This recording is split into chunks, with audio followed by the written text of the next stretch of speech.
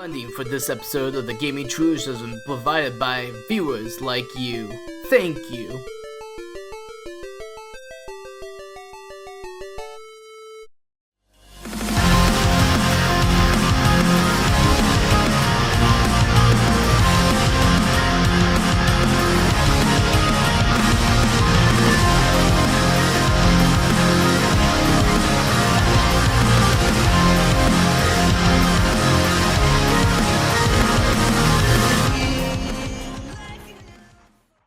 Have you ever played a video game that changed your life for the better? A game where once you finished it, you're like, dang, this game is powerful.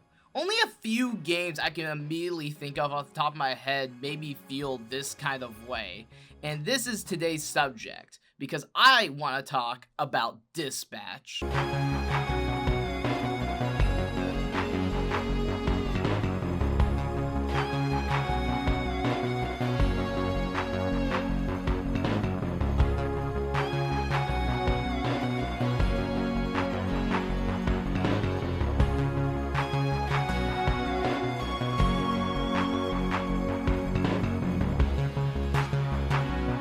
Dispatch is a game that came out in 2025 under the new studio Ad Hoc Games. And ladies and gentlemen, I don't think I can properly review this game without going into major spoilers. So I'm switching things up a little bit. I'm going to talk about the gameplay first of Dispatch, and then briefly go over the story synopsis of the game, rather than going over each individual moment of the story, because I feel like you guys need to play this game. This is one of not only my favorite games of 2025, but just one of my favorite video game stories, and a story that made me fall in love with the concept of superheroes. Because in the 2020s, we have gotten many different superhero stories that just either were very mean-spirited or very much like gory Superman, evil, bad, Now, to be fair, these stories are good in their own right, and they have fan bases that love this type of stuff. It's just personally never been my sort of thing. And for as much as I love stuff like My Hero Academia,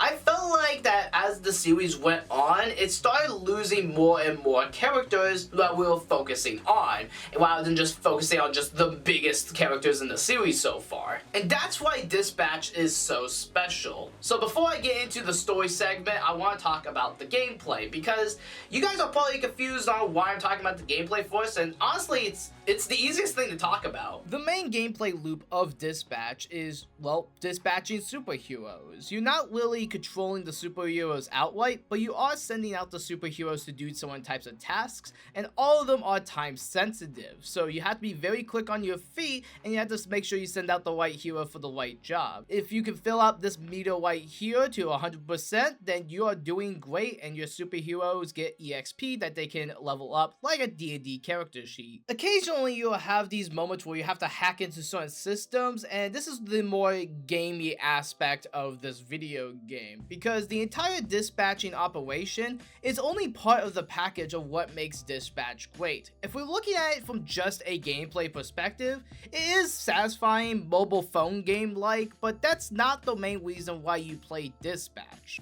As a game, Dispatch by itself, if we take away the story, I mean, it's unique, it's fun, but I don't think it would really capture my imagination. That's because the gameplay is only a fraction of what makes this package so special to me. What makes this game stand out is it's a pick-your-own adventure story, and this is why I do not want to go into in-depth of what I think of the overall story, is because it's a game that I feel like people need to experience for themselves. But if you're still not convinced and you want me to go a little bit deeper, let me get a little specific. No spoilers, of course. The setup of the game is about Robert Robertson III. He is a part of the family business who takes over this robot known as Mecha Man. Unfortunately, he couldn't avenge his fallen father, and he ends up retiring from the superhero gig.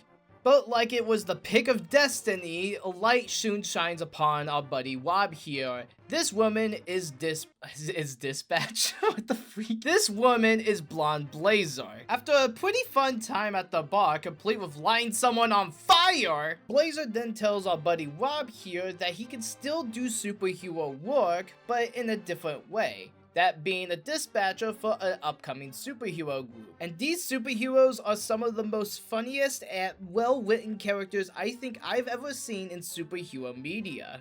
Everyone in this story feels like they get some time to shine, maybe some more than others, but it does feel like with a smaller cast of superheroes and characters to learn about, I feel like that this is a family I want to be around. And that's something I feel like is lacking in a lot of different superhero media. Now, I know that other superhero movies did come out in like 2025, just to use that as an example. Thunderbolts and Superman are two of the bigger examples. And while they do like the found family type story play well and make me have characters that I care about, I feel like it still was lacking that extra sauce, that's something that Dispatch actually adds to the flavor and makes it unique. And they managed to tell their story within 8 episodes, which I know for a lot of people, the 8-episode course is like a huge thing where it feels like characters don't get fully developed, but in Dispatch, it does feel like all the characters get fully developed in those 8 episodes.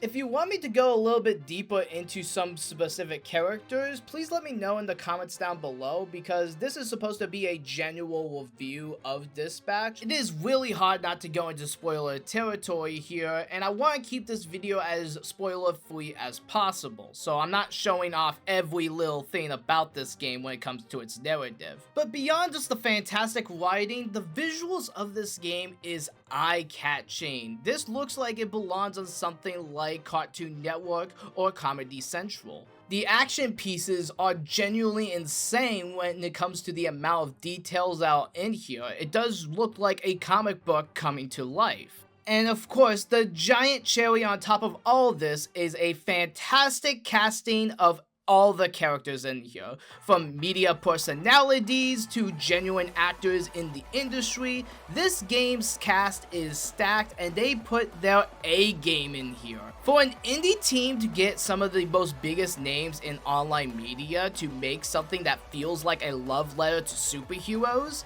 that is a huge accomplishment. I love superhero stories. I think that superheroes are some of my favorite subgenres of fiction, but when it comes down to the originality of a lot of these stories, sometimes they feel like they're just trying to end up becoming Marvel and just trying to keep doing a multiverse or trying to do something bigger than what it is.